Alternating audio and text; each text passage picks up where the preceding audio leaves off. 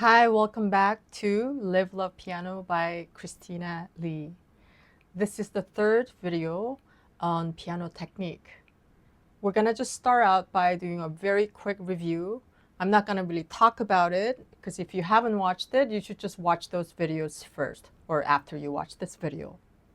We talked about your sitting position and sitting in a way that allows you to reach all of the keyboard comfortably and which allows you to have a three-dimensional playing up and down, sideways, as well as in and out movement. We talked about quiet hand and keeping that, maintaining that as much as possible throughout your playing.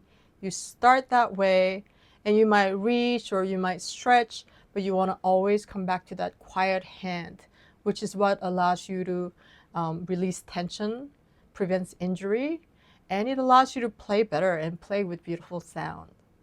And when you do that, you're naturally going to be using your finger pads for playing, which is right behind your fingertips. We talked about alignment, the concept of aligning the finger you're playing with your whole forearm unit and wrist unit. And then I talked about moving your fingers from your knuckles, not your finger joints. And depending on the direction you're going, whether to have flatter hand or more round shape. So that was the last video. And in that video, I also talk about finger interdependence, not finger independence or isolation. And I demonstrated that by playing the 5-finger scales. And when you do that, how your wrist will create a natural circular shape. Today, to wrap this part up, I thought about what would be the most important things for me to cover. Obviously, I'm not going to be able to cover everything about technique, every important thing. There are many important things. And usually in piano lessons, when we talk about technique, it happens within working in a repertoire, like a context where you're working on something and applying the right technique. So think of this video as the collection of what I think you should know for setting yourself up for healthy technique and effortless playing. But if you're really interested in going further and deeper, I really advise you to work with a private teacher, because a private teacher can see your physics as well as what you're working on and what your struggles are. The first thing we are going to talk about is arm weight. Someone asked me to talk about arm weight in one of the videos. And it's just the reality that our fingers are actually not heavy enough to press the keys by themselves. If we just use the strength of our fingers, it's a lot of work and you just won't be able to play big pieces. So we have to use the whole arm and the weight of the arm to play and produce the sound. And that's why we use the quiet hand, because when the hand is quiet, we can feel the weight of the key. You know, I would just recommend you doing this. You can even start with your hand on your lap and just kind of plop it down and feel that weight, okay? And now see if you can do that, starting from your hand on the keys. And I'll just use a C major chord. We're gonna use major and minor chords in talking about these concepts. And again, if you have been practicing your 5-finger scales, you should know your major chords, because that's the thing you play at the end.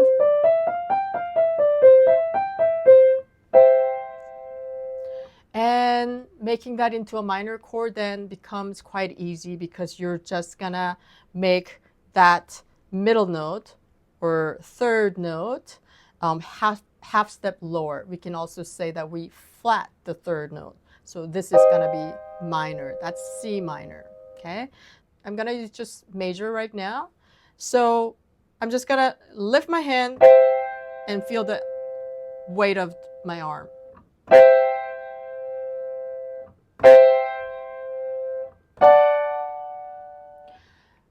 important thing is just to really feel the weight, okay?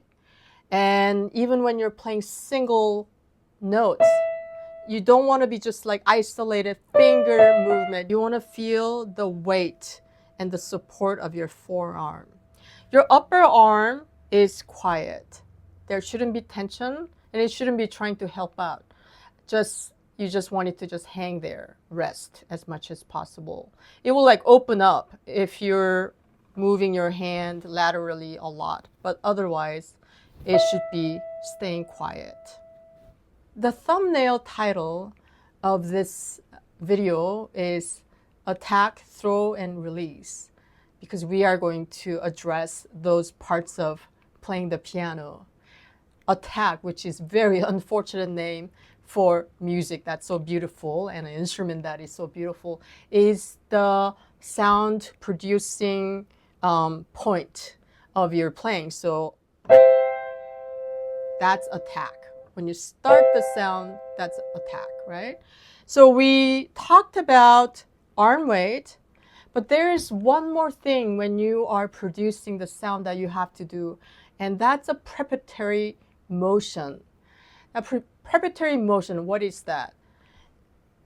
Piano is movement. We move our fingers, we move our arms and our wrists to produce sound, right? So whenever there is a movement, there is a preparatory motion that goes into producing the energy for the movement, right? Just think about it. If you're gonna like throw something, you go back and throw, right? You could just throw from here, but it's just not gonna have that energy. It's not gonna have the direction and momentum.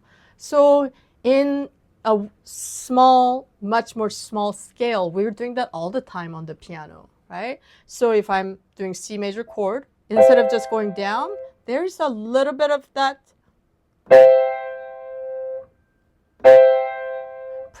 preparatory motion, okay, which is kind of a lifting of the wrist and coming down, lifting of the wrist and coming down. So I would try to just feel that, okay. Let's try on the C minor. Lift, lift. If you watch pianists play, you do see a lot of wrist movement, kind of this up and down wrist movement. So overall, in general, keeping your wrist flexible is an important part of playing the piano. We already talked about playing single notes and letting the wrist like move in a circular way, right? But even in this attack, we have that supple wrist, and it's also very important at the release, which is when you let go of the keys. We lift with our wrist, okay? Another way to think about is that we're gonna push our knuckles forward, okay? So attack, release, attack, release, attack, release. And you apply that in small ways in a lot of things you play, like even as simple as Twinkle, Twinkle, Little Star. There is the preparatory motion of lifting and down.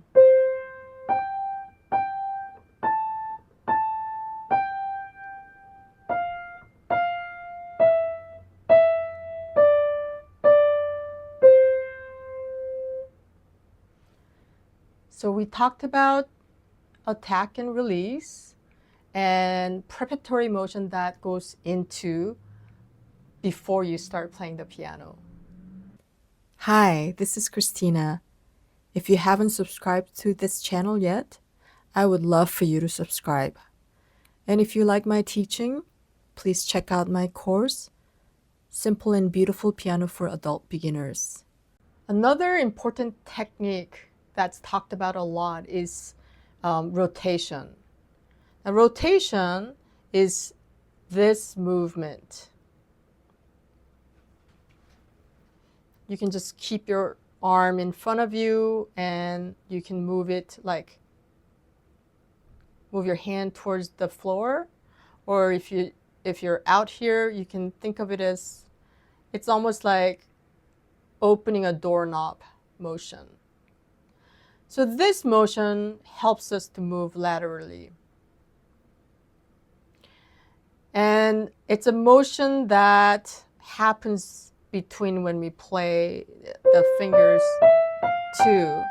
But I feel that this is a little bit of a hard concept to understand and apply right away if you're beginning.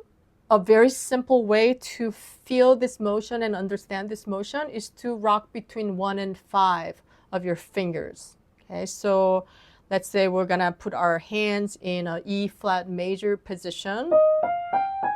Okay, so I'm gonna go back and forth between 1, 5, 1, 5, 1, 5, and feel that underneath the forearm rotating.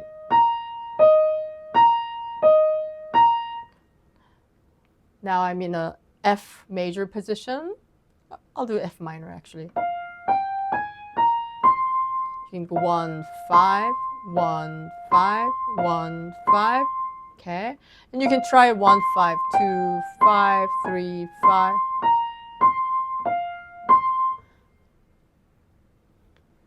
The next concept is called throw. Now throw is when you're moving your hand across the keyboard.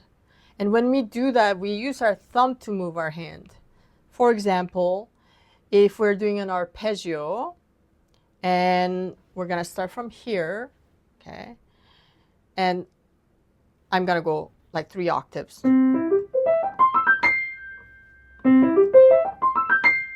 Okay, so this motion where I'm doing finger number 1, 2, 3, okay? And then I'm gonna put my 1 here again. This motion is the throw. There's the throw. In the olden days, we didn't do that. Like I kind of learned to twist my hand and then put my thumb under and force like a connected playing. I'll show you one more time. Like this. You see how it twists my hand? Okay. Because we thought it's important to try to connect that part. But over time, we realized that that's really actually not necessary. We can just throw our hand or throw our thumb, and it's better for your technique. It keeps your hand loose and relaxed, and you can play faster and you can play more powerfully. Okay, so throwing is like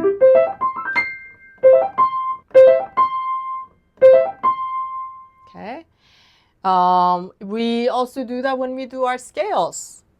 1, 2, 3. Okay, we're gonna put our thumb. Okay. That is also a throw. Okay. And look at my hand from the above camera really carefully. Okay. I'm aligning my fingers. So as I'm doing this, my thumb is not here. My thumb is like under these fingers, just hanging out, and it can easily reach that F.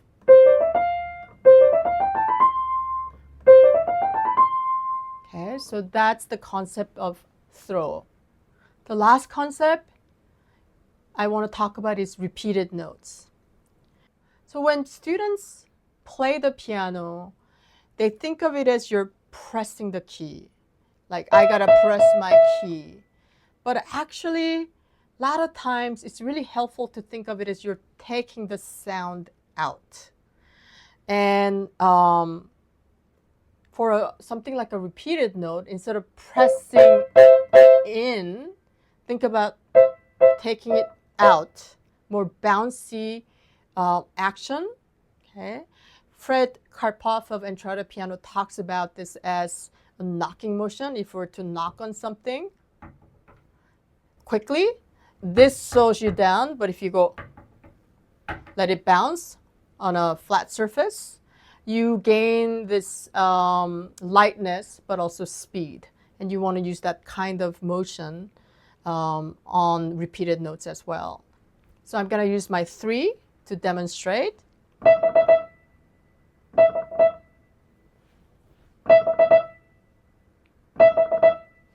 Another Fred Karpov talks about is actually moving forward, moving your hand forward with your knuckles going forward. And that's really effective when you're doing something like a chord.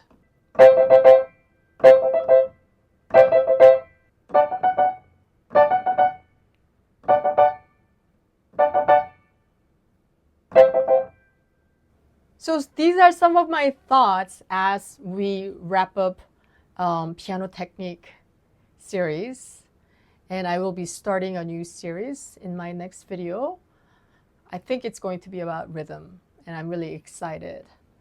Now, if you've been watching and following this series, you probably have like multiple things that you have gained. But again, as I said earlier, don't get too obsessed with technique, because if you get too obsessed, it may actually impinge on your playing. Important thing is that you just keep playing, and then sometimes, you know, your body kind of figures out what's comfortable for you. If you ask me, like, what are the most important things to remember, I would say there are 2 things that you should try to keep in mind. One is quiet hand, and the other thing is alignment. I think as long as you keep these 2 things in mind, the other things can be adjusted later. If you start playing with misalignment, that becomes really difficult to fix later. You know, we gotta do some like chiropractic work during your piano lessons. But if you are really mindful of that, then if you keep that alignment, it will stop you from getting into some of the bad habits. So yes, you know, do keep few things in mind, but I would say that if you just want to simplify all of this talk, keep those 2 things in mind: quiet hand and alignment. And if you don't know what I'm talking about, watch that first video and really try to like keep that drilled in you, and maybe even just write it down in front of your piano: quiet hand and alignment, and keep reminding yourself. Good luck, and I will see you in my next video.